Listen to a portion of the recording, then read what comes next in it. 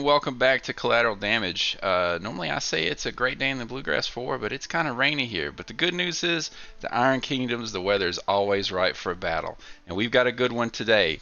Joining me today is our good pal Cameron. He's bringing Orgoth to the list for the first time. Say hello to everybody, Cameron. Hello, everybody. I'll also be playing a new caster today, Commodore Foulblood. He's a pretty dynamic caster. He likes to get people drunk, get people crunk, get the party on up in here. Alright, for today's battle, my intro to Commodore Foulblood, I have racked all the F spells, Fortune, Fortify, and Fury Strength. I'm taking Chum because who doesn't want to play with a literal street shark? I've got a Deepborn Dire Troll also in the cohort. One of the cheaper ways to take it. He's basically there to provide rage to the list and just a second cheap beater. And I've got Big Frog the Virager for some cheeky grabs and drags and a little bit of combat prowess. We've got two booty bosses to power up our Marauder crews. We've got a Fire Guardian just because there's nothing better to take for a point. I'm trying the Fugue Walker out in this list as well. I thought it'd be interesting to have him synergize with Open Bar to give him Stumbling Drunk and the feet, along with the Armor Toad. He could be Armor 22 with Stumbling Drunk. That seems pretty good. I've taken Gregor Boomhowler for his excellent Force Barrier, Madame Moriarty for free upkeeps.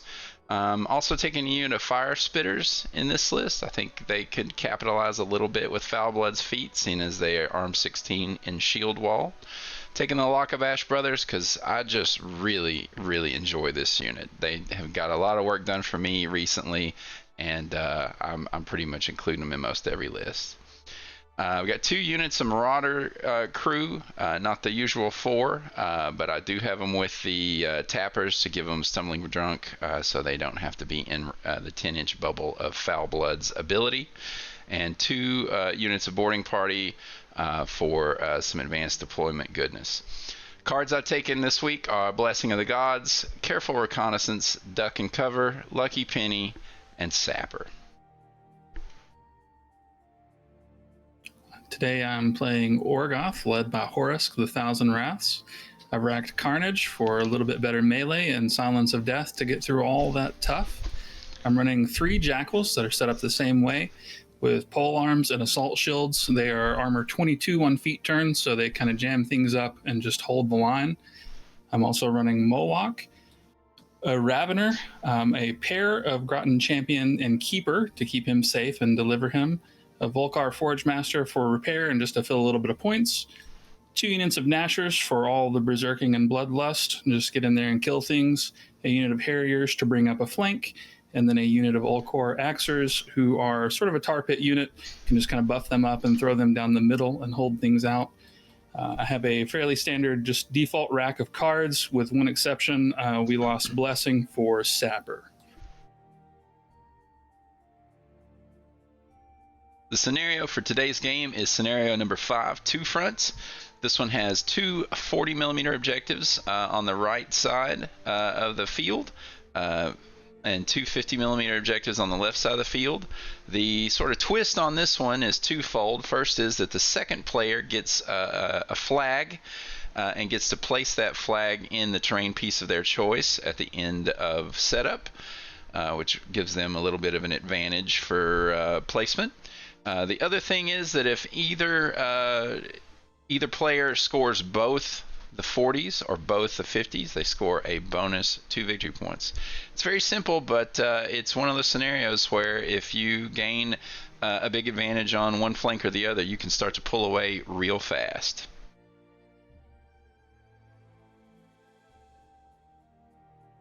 Getting into deployment, I won the roll-off and chose Cameron to go first.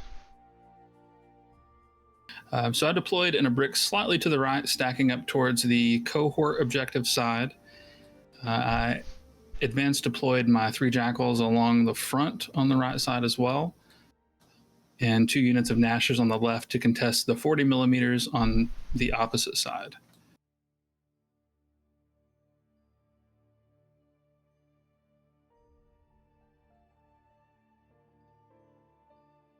deployed fairly evenly across the front lines. I put Chum and the Virager on the left side, also for the cohort objective, and with the Deepborn Dire Troll towards the right.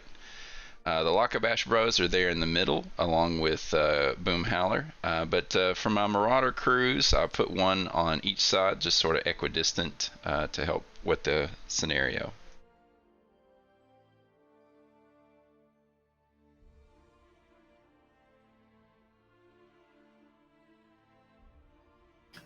Advanced deployment puts my 3 Jackals along the front right side, and 2 units of Nashers also advanced deploying stacked up on the left side for the unit objective.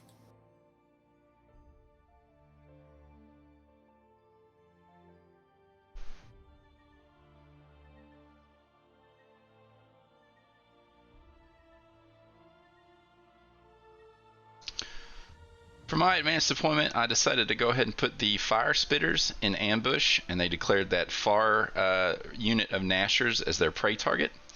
My Fire Guardian went behind the obstruction near the 40mm objective on my side, and both boarding parties just 83 inches in front of their respective Marauder crews.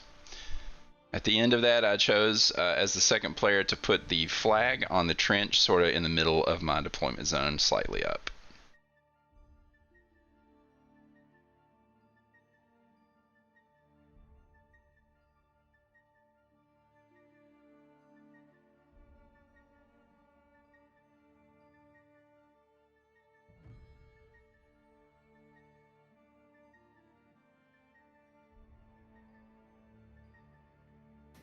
For Orgoth Turn 1, my maintenance phase, the Jackals power up and Moloch as well. I activate Horruskh first. We put Silence of Death on Moloch, and he runs a bit forward to get board position.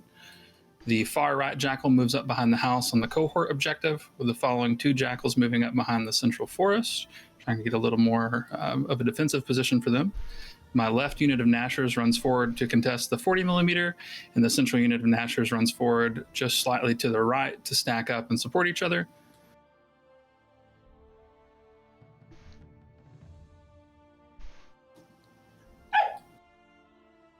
Free dog bark. Moloch and the Ravener are going to move up into the center near Horruskh, set up for some charges soon. The Axers will also move up. One into the Corrosive Ruins, just decided to take the hit on that. The other 2 are clear.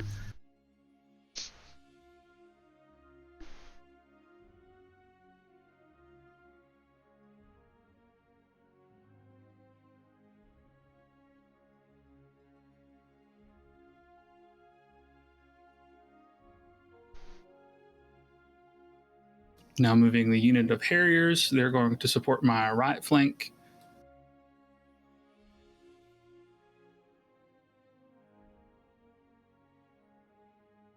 And both the Groton Keeper and Champion are going to move up and hold behind the Corrosive Ruins.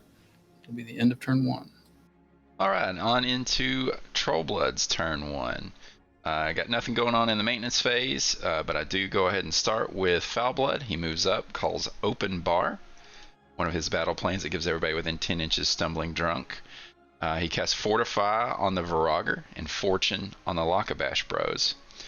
And then move to the northern side of the board. I run up my boarding party. I run up the Virager behind them. He's feeling pretty safe with Fortify and Impervious Flesh. Chum goes next to him, puts his Animus up for excessive healing. We're going to have the Lakabash brothers take an aggressive stance in the front. I feel like they're probably somewhat safe with their innate set defense. Also move Boom Howler up and give them Force Barrier just for a little bit of extra protection. Moriarty runs up to support Foulblood and help upkeep next turn. Then we move down to the southern side. I also run the boarding party down there around the objective. And then both units of Marauders crew sort of just move up to support. And then move the Fugue Walker up and he licks the Armor Toad to go up to +2 armor and gives auto corrosion to anybody who hits him. I finally finish out the turn by running my Dire Troll up into a secure position. Okay, I'm setting up for a few charges. Looks like Horruskh and the boys are about to be in the thick of things. This is most likely going to be a feat turn, as Anthony's army moved up quite close. I'm really enjoying this central forest for positioning. It feels pretty safe.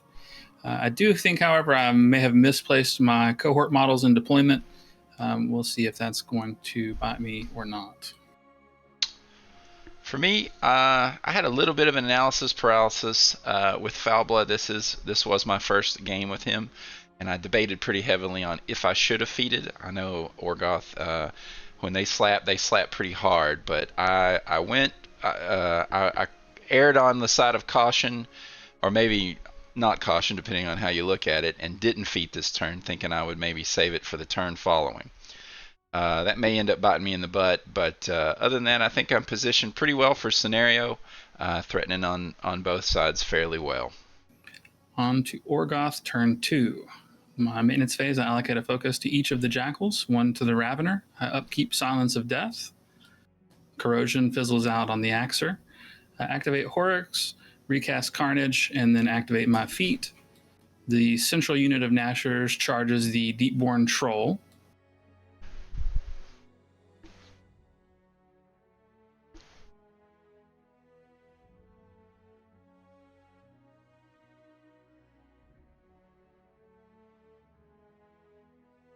The initial activation does 8 to the Deepborn Troll, but he stumbles drunkenly away 2 inches out of range.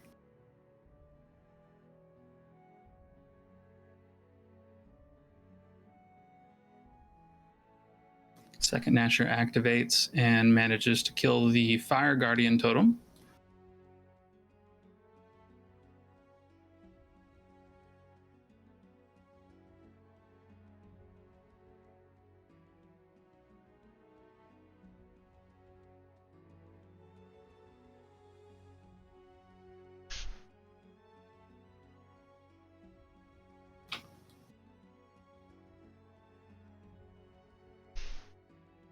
Final Nasher puts a good hit into Boomhowler, who fails his tough roll and dies. The left unit of Nashers charge into the boarding party and Marauders.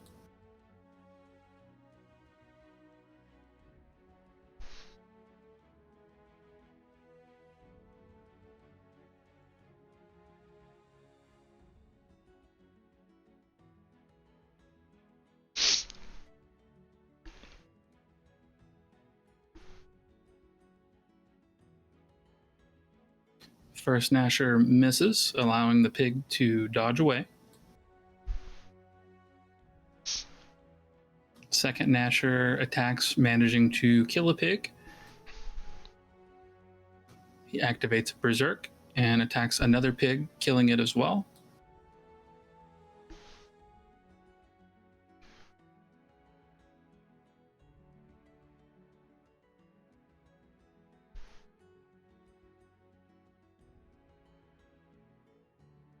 The final Berserk attack manages to take out a Marauder, but he makes his tough check, and he is not knocked down due to Tapper.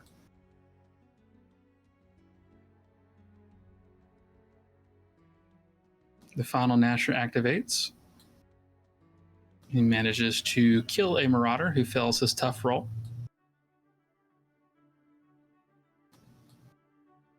His Berserk attack takes out another Marauder, though it makes its tough.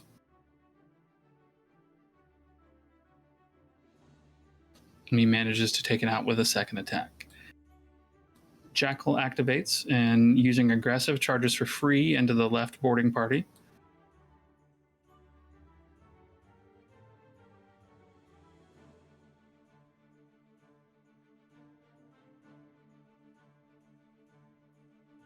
However, he misses his charge attack and is out of range on his shield attack. We buy a polearm attack for him, but he misses again.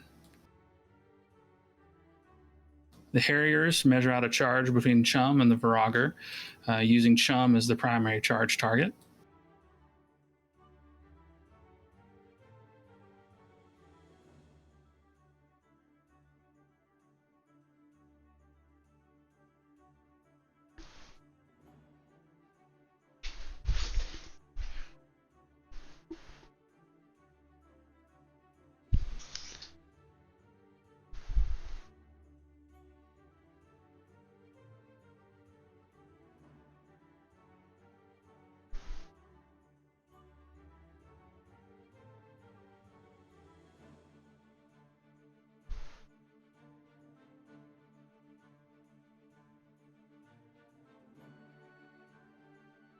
charge is successful. And we manage to get a crit pitch on Chum with the first attack. And we are chucking him 5 inches away into the center of the board, which is huge for me.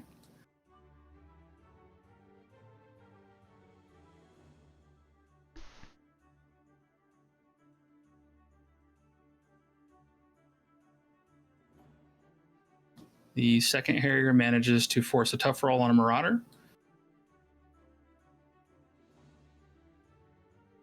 Second Harrier also attacks Faragher, dealing a point of damage. His second attack does no damage. And the third Harrier attacks Faragher as well, dealing no damage with his initial.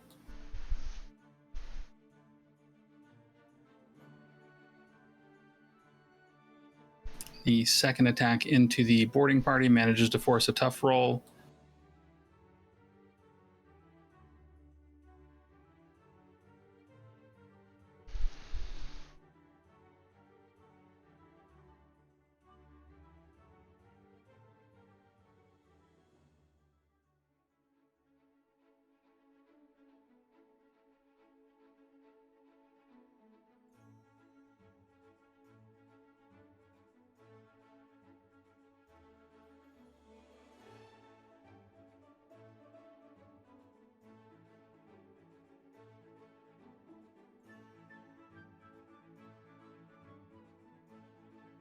And finally done attacking, the Harrier is repositioned 3 inches.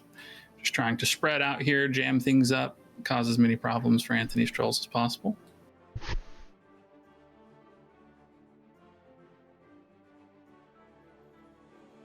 The Axers activate and charge into the Luckabash Bros and Chum.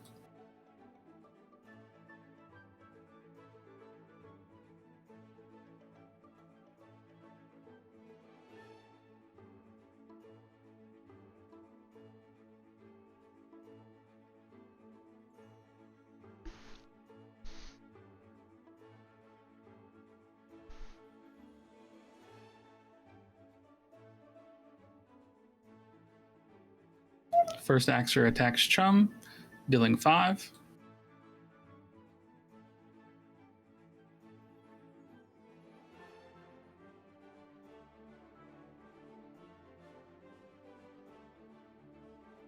The second Axer also combo attacks Chum. The initial damage roll is pretty low, so we reroll that with Horruskh and deal an additional 5. The last Axer is in range of the Luckabash Bros, which hits, and then we distribute the damage with Sanguine Bond, and each of the Luckabash brothers take 2.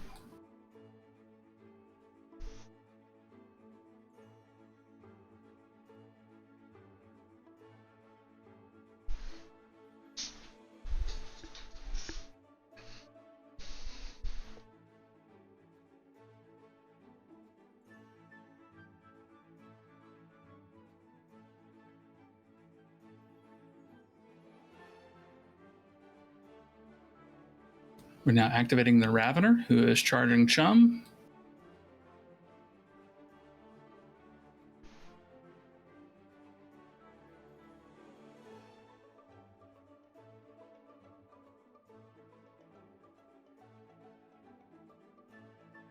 The Ravener's initial only deals 3 points of damage.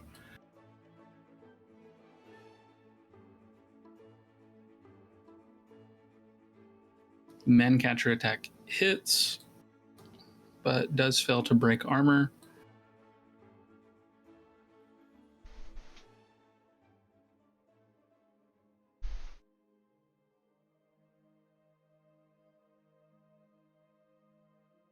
And then Gore hits as well, but actually heals Chum after his excessive healing triggers.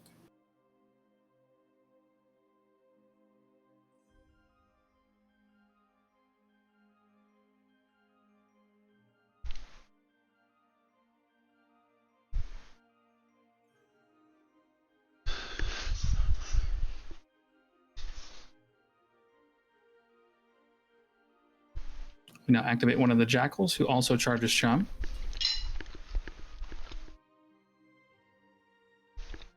polearm deals 2 after the healing from Chum's Animus. The other attacks fail to break armor or are zeroed out by excessive healing.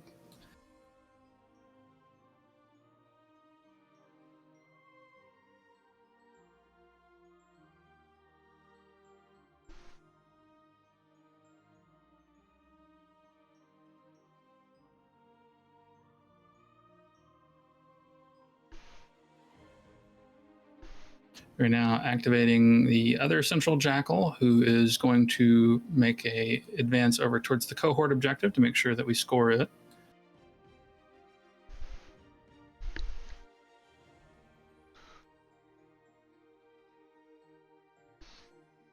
Now Molark charges up behind the Ravener to get in range of Chum with his 2.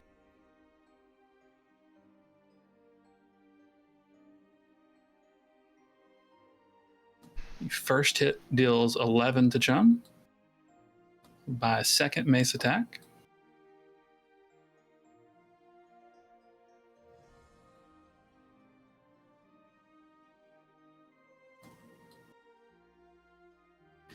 And the second attack manages to take out Chum after he fails his heal roll. And then we are going to use Chum's soul with Moloch to teleport 4 inches.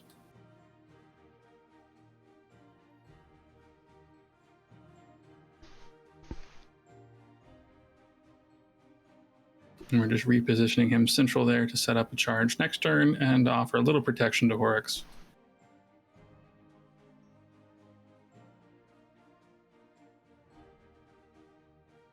Activate the Forge Master, who just moves up central, and then also the Groton Champion and Keeper, who both move into position around the 50 millimeter.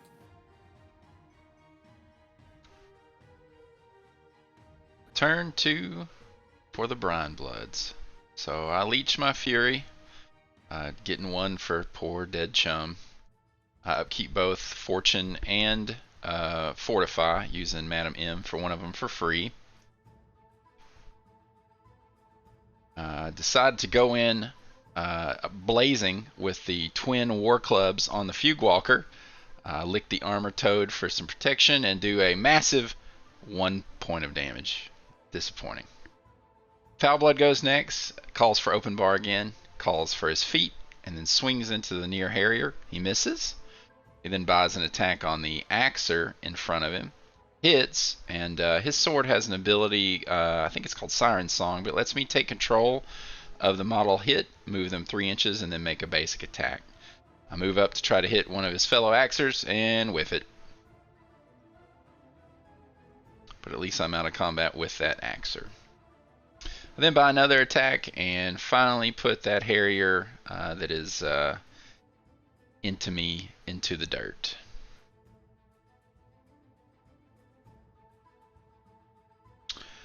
You see that I'm tapping on my computer quite a bit. I'm taking the notes for this battle report. I promise I'm not over there playing Fortnite or anything.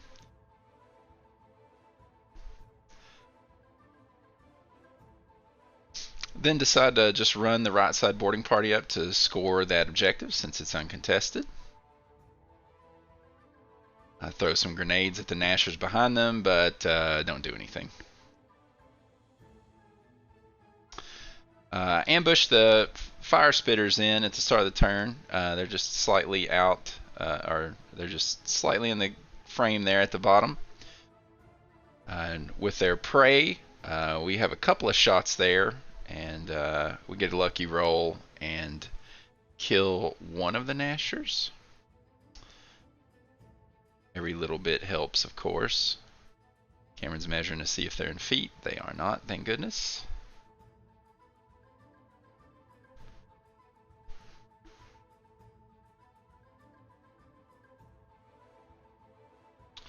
So the booty boss on this south side gives Stir the Blood to those marauders on the bottom.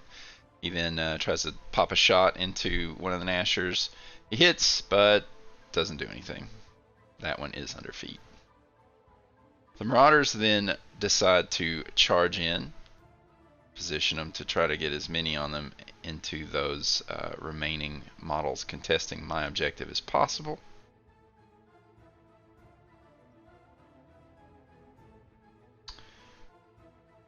So we start making some attacks and don't do very much at all.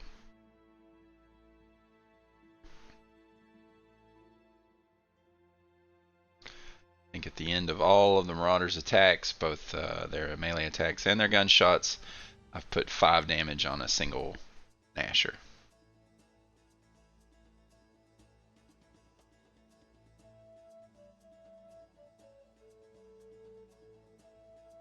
The Deepborn Dire Troll there goes next. It puts its Animus Rage up for +2 damage.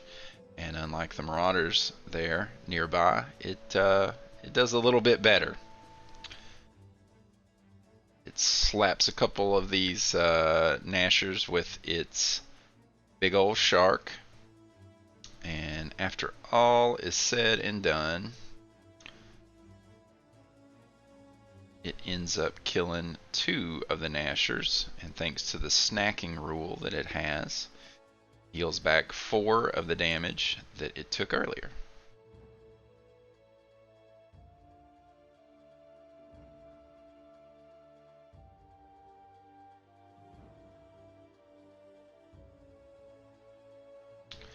Fortunately, this still leaves one of Cameron's Nashers there contesting my 40mm objective. I'm out of activations on that side now, so just going to have to do something about that later. We then move over to the other side. I give Stir the Blood from the north side booty boss to the Lockabash brothers, and Madam M uses her spell slave ability to cast Fury Strength onto them as well. And we had to look up some rules here about charging when one model is engaged, but after figuring that out, we get the Lockabash brothers into Moloch and one into the Axer that it was engaged with. We end up doing 2 damage to the Axer with the non-charge attack from the engaged bro, but the other 2 bros hit their massive PAL 20 attacks after all the buffs are stacked into Moloch and put 13 damage on him, crippling his mace arm.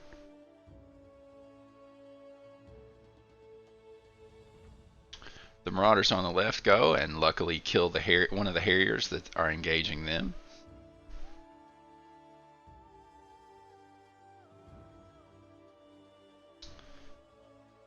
Then activate the Virager. He uses his Animus Flaming Fist for +2 damage, and he ends up killing a Harrier.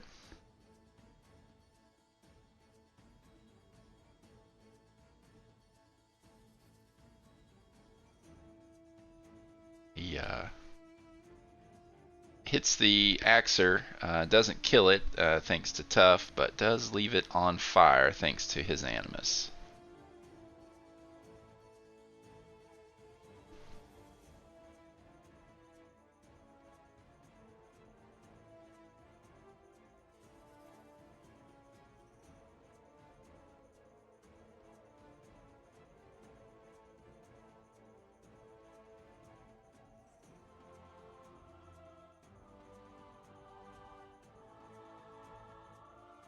Thanks to Horrusk's feat, it took every bit of fury I had. And then finally move up to the boarding party here on my left. They just sort of dirtle up, and a few of them that remain unengaged throw a couple grenades. We're targeting the Axers here in the middle. We're just basically throwing them because we got them.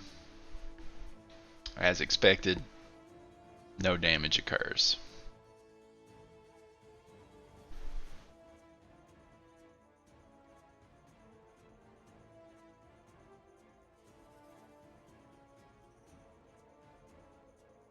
Alright, at the end of turn 2 we start the scoring, and I was able to score the opposing 40mm with my boarding party and my own 50mm with the Virager, thanks to being able to clear out those Harriers.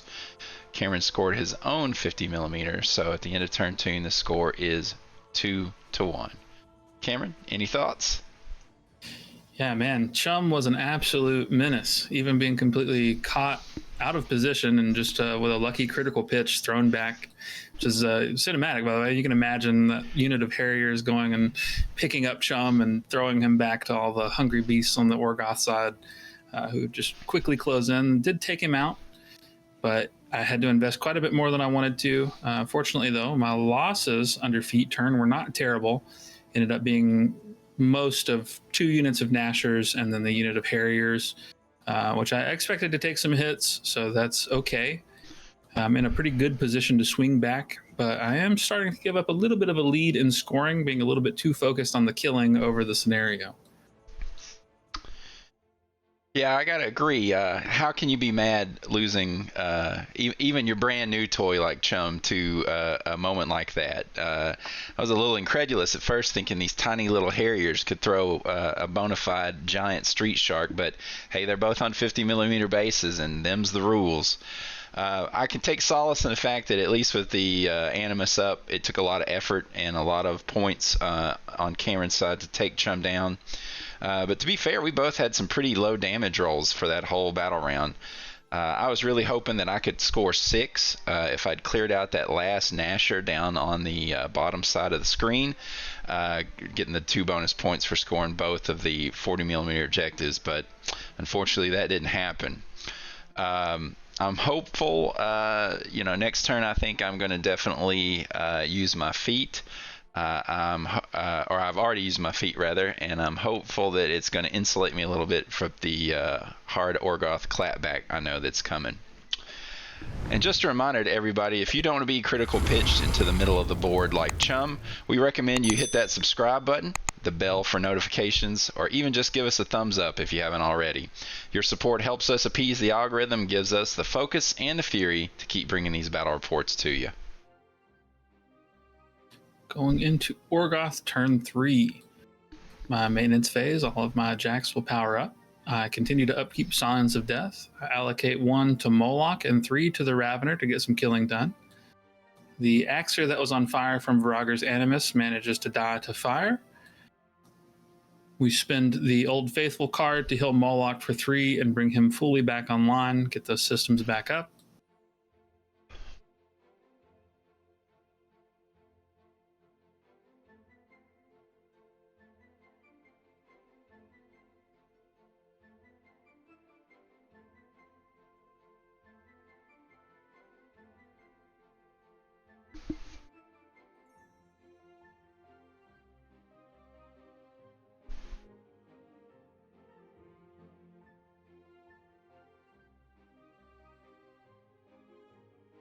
Start by activating the Forge Master, who positions and sprays into the Lokabash Bros. He hits and does 1 damage to one of the bros, but he stumbles away 3 inches. He proceeds to miss the other 2.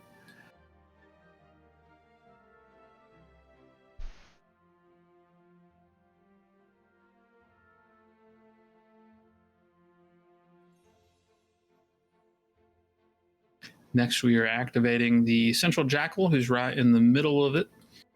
He throws his melee attacks into the Lokabash Bros as well. However, his polearm only does 1 point of damage, and the Lokabash Bro will stumble away out of range.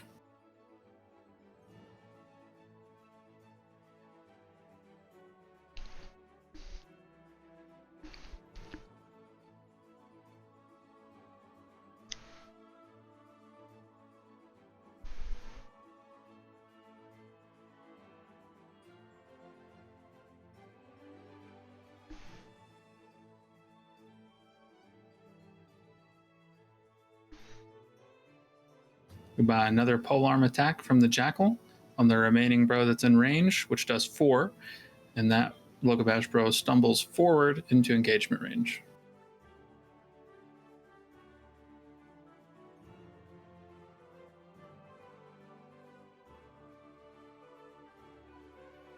Now we're activating the Axers and try and get some combo strikes on the still engaged Lokabash Bros.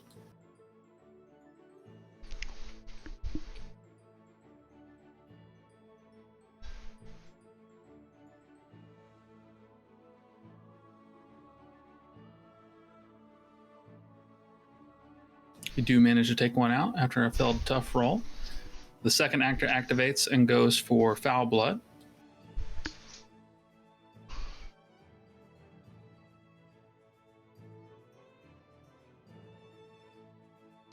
Foulblood's going to take 3 from that attack, and then he stumbles 3 inches back to the edge of the trench.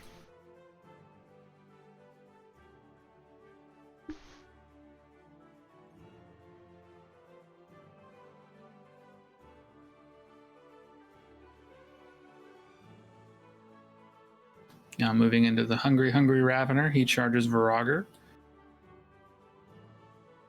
Get a little further in with our charge, just trying to jam things up and force Anthony to deal with a Ravener that's in his face. His initial does a pretty good chunk, though I do end up needing to buy another cleaver attack to take out the Virager.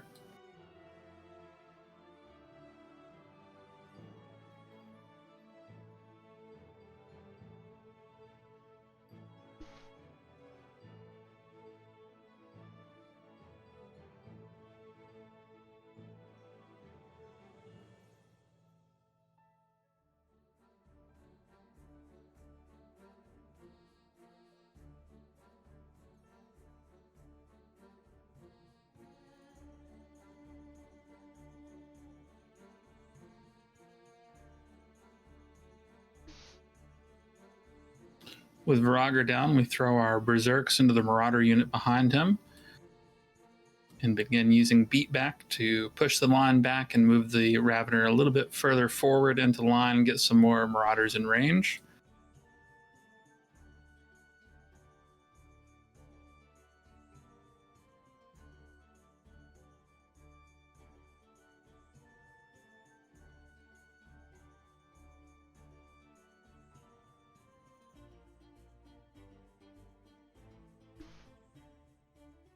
By some cleaver attacks and manages to tough one of the Marauders, but he's not knocked down to the tapper.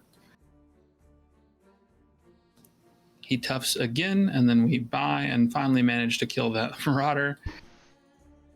And then we have one more attack to buy, which we're throwing into a Marauder, which also nets him a kill.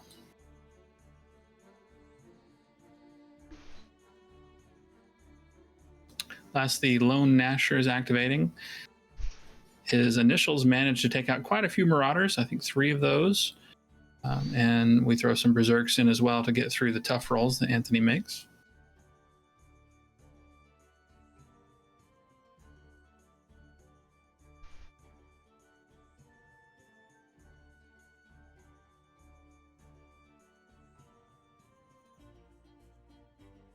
Now we are using the Unstoppable card to walk the remaining 2-man unit of Gnashers away from the Dire Troll.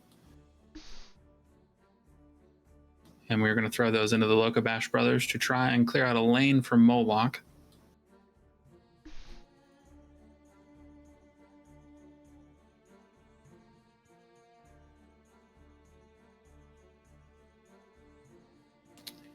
First Gnasher managed to take out one of the bros. There's one left standing.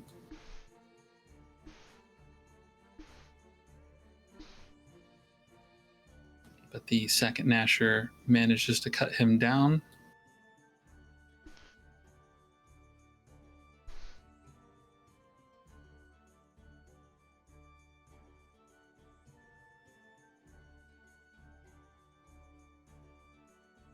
Now that we've cleared a lane from Moloch, he is going to charge straight into Foulblood, try and get an assassinate off here. I thought I was cooked here. It was looking that way.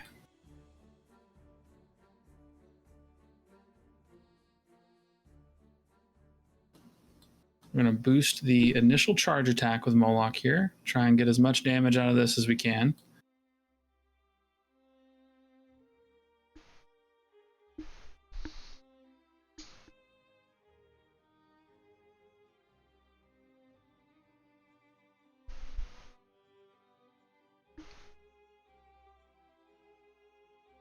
Despite boosting, that is a miss with a whole stack of 2s, but we use Fate Blessed from Horruskh to re-roll that into a hit. I'm going to boost the damage as well on this. We do 11, but I decided to go ahead and Fate Bless that roll as well and try and get a little bit more than 11 out of it.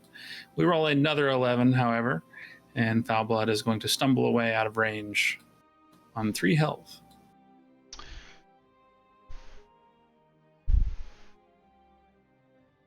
I had no transfers available due to the Dire Troll being full of fury.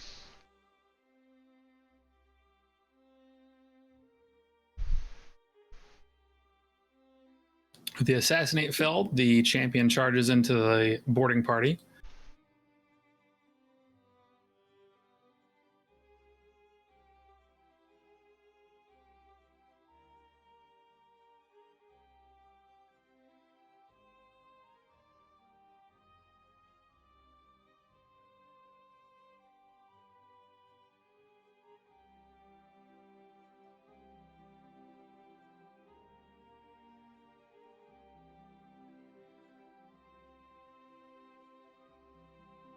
Champion nets himself a kill and sidesteps, going for a berserk attack.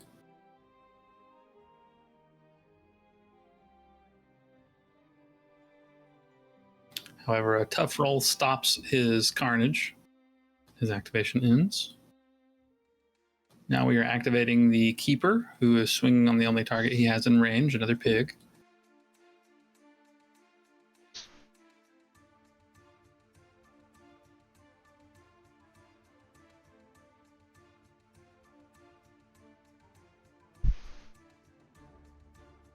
The now freed up Jackal is going to charge into the Fugue Walker.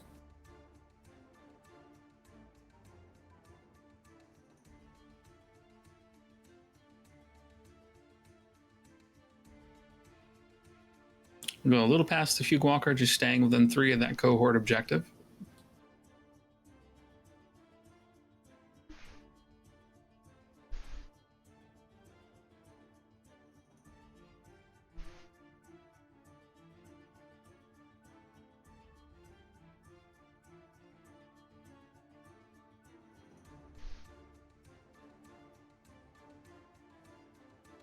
Unfortunately, the Jackal's initial charge attack misses.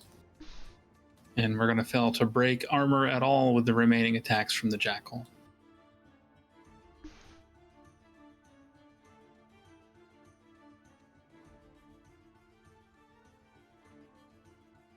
Right, at the end of Orgoth Turn 3, it is 3-2 with Anthony in the lead. I score my own 50mm objective.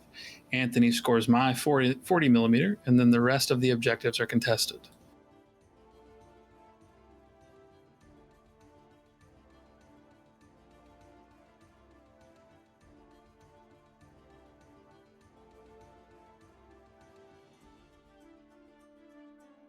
Brineblood's turn 3.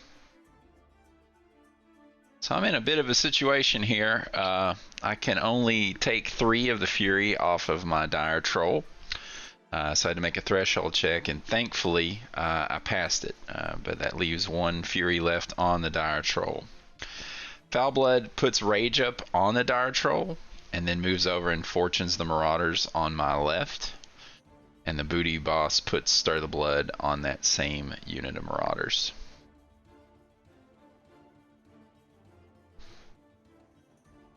Moriarty puts Fury Strength on those Marauders, supercharging them as hard as I can go. She takes a bite into Moloch and doesn't do anything.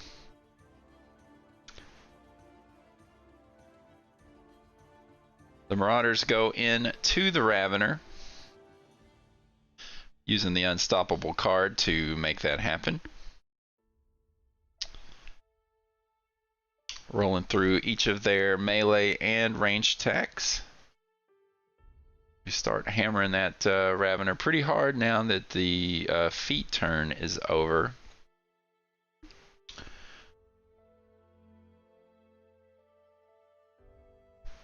But at the end of all of my attacks that I can get in from those Marauders, leaves the Ravener on 2 boxes.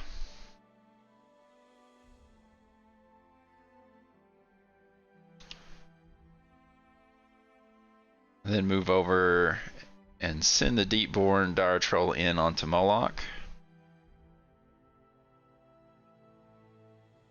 Raged up, he's pile 20 with his shark.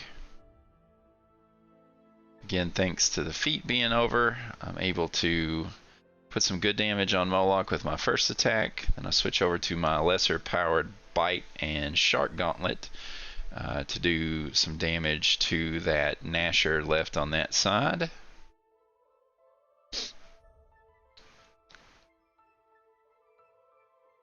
When all is said and done, I get Moloch down, and I've left that remaining Gnasher on 2.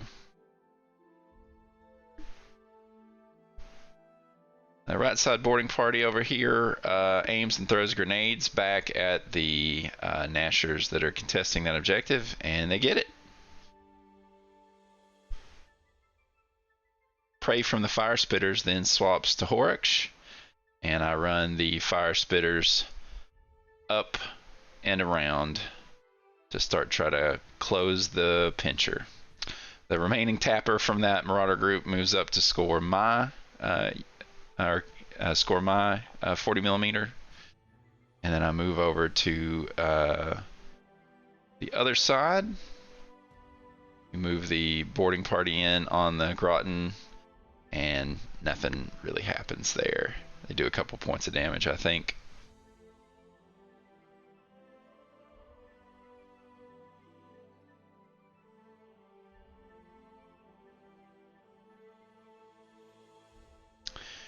At the end of turn 3, I have successfully cleared out both of the 40 millimeter objectives. So that gets me a total of 4 points, 1 for each objective, and then the bonus 2 for holding both of the same type. Cameron scored his own 50 millimeter objective, so the score goes 7-3. Cam, thoughts between turns before we get into turn 4? Yeah, I'm a bit disappointed to have missed the assassination, but I got a little bit lucky with the Ravener still being alive, left on 2. I did whiff a few more attacks than I was hoping for, but we got some big damage on the caster, so hopefully that can bring us around to an assassination leading into this next turn. We're looking like we need it at this point. The score is definitely a big concern with you taking a 4-point lead. We've got a lot of ground to recover.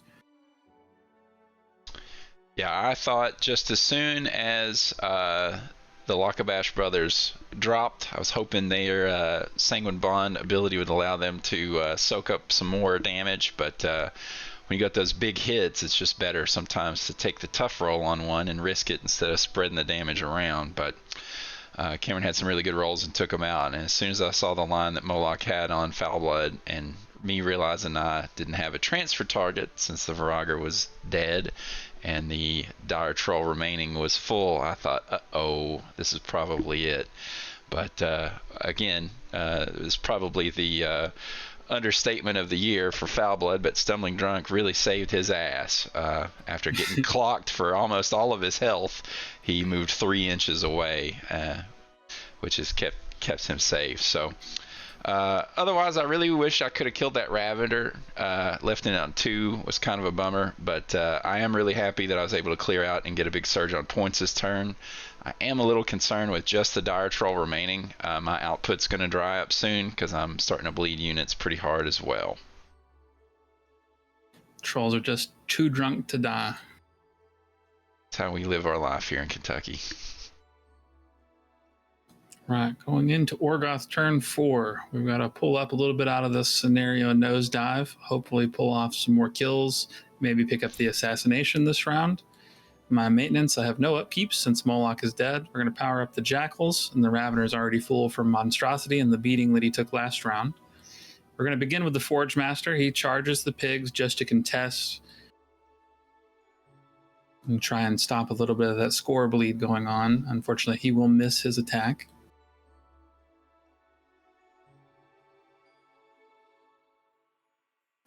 The remaining unit of Gnashers is going to charge the booty boss on the 40 millimeter side. Unfortunately, they'll have to forfeit a combat action because they were engaged with the Dire Troll.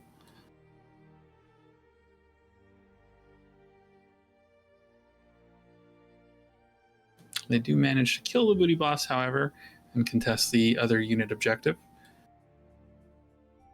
We move on to the Far Jackal, who travels around the Fugue Walker to engage the Marauders. And then he's going to swing his polearm at the Marauders.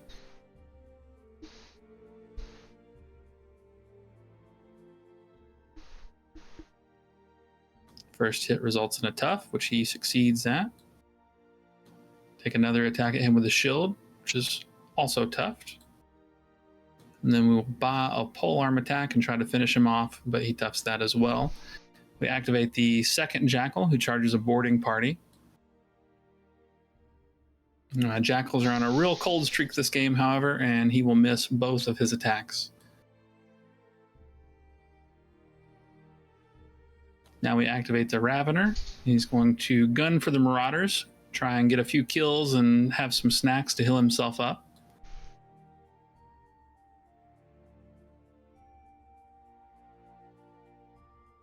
Roll double ones for that initial. Get a miss.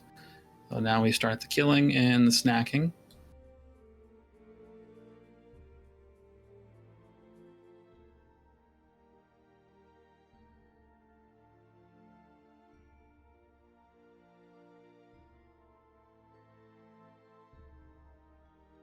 With 3 Marauders down and 3 snacks, the Ravener is back up to pretty good health at this point.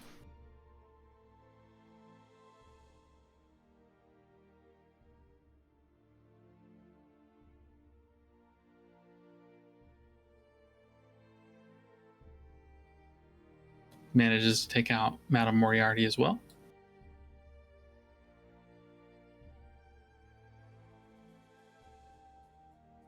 Now we're charging the Keeper into the Fugue Walker, and his attacks manage to leave the Fugue Walker on 3 boxes. Now we activate the Axers and attack into the boarding party.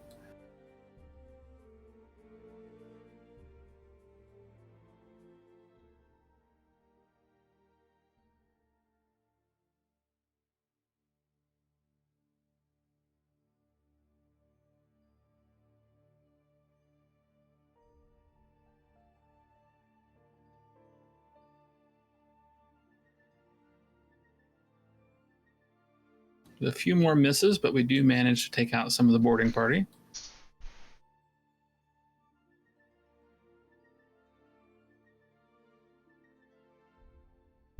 Did not, however, manage to free up the Keeper, so he will go into the boarding party as well.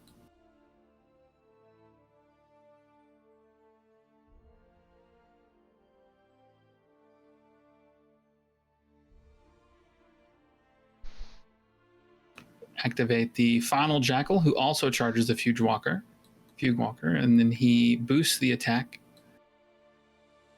managing to finally take the Fugue Walker out.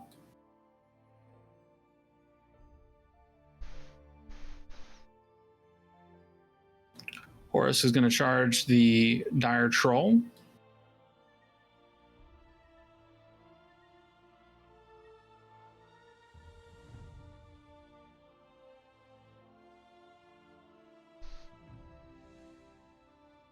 Do manage to put 9 damage on the troll, but he gets a max stumble and pulls himself out of range.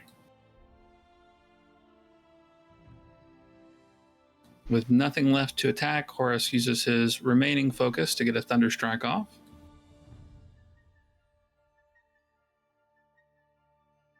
Let me target the booty boss with that, hoping to knock him into the caster to get a little cheeky assassinate out, which does go off. It hits and knocks him into the caster. Booty boss dies to the initial hit. Foulblood manages to take 7 from that, but transfers it over to the Dire Troll to stay alive. The end of turn 4 for Orgoth, we managed to bring the score back up to 7-7. Scoring 4 with both of the 50mm objectives and denying Anthony's scoring.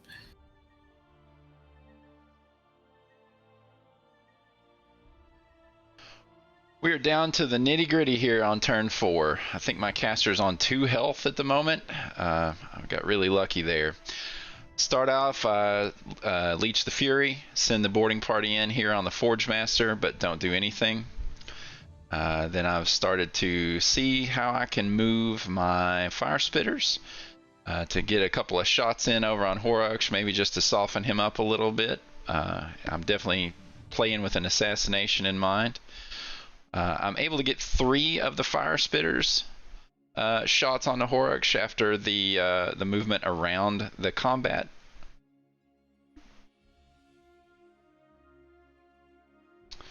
Do have prey up on Horruskh at the moment, so they'll be +2 to attack and damage rolls. And I hit the first one, do a few points of damage, and hit the next one and crank it, and hit the third one and crank it. Those fire spitters did 15 damage to Horruskh out of 3 shots. Just brutal. Then I sent in the dire troll, who takes care of business, and that gives it a caster kill victory to trolls.